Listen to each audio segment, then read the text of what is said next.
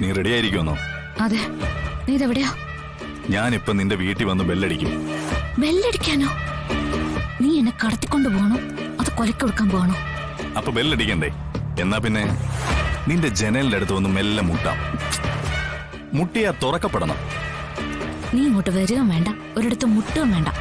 ഞാൻ ഇവിടുന്ന് എങ്ങനെയെങ്കിലും ഇറങ്ങി വന്നോളാം. നീ പുറത്തെവിടെയെങ്കിലും നിന്നാ മതി. അതെ, നിനക്ക് പേടിയുണ്ടോ? പേടിയും കൊണ്ട് നിന്നാലേ നിന്നെ പോലെ ഒരുത്തന്റെ കൂടെ ഇറങ്ങി വരാൻ പറ്റത്തില്ല. ആ ശരി ശരി, വാചകടി നിർത്തിയിട്ട് എന്താന്ന് വെച്ചാ ഉള്ളതൊക്കെ പെറുക്കിയെടുത്ത് ഇറങ്ങാൻ നോക്ക്.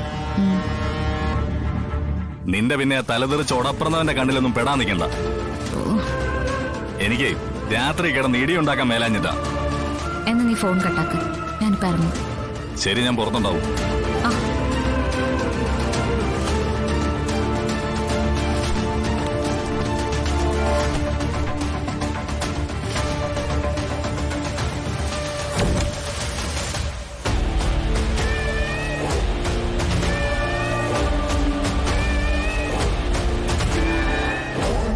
എന്തുവാടി ഇത്?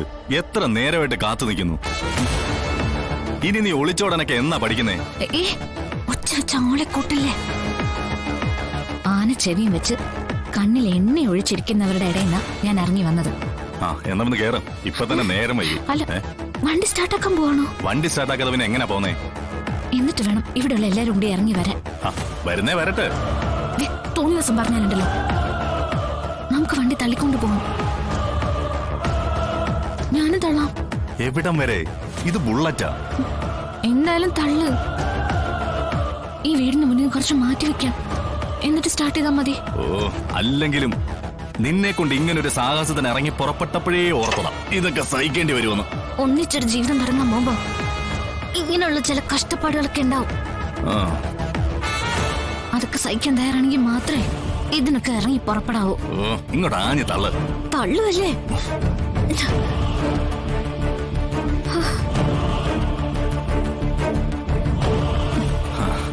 ഇനി വണ്ടി സ്റ്റാർട്ടാക്കല്ലോ അല്ലേ?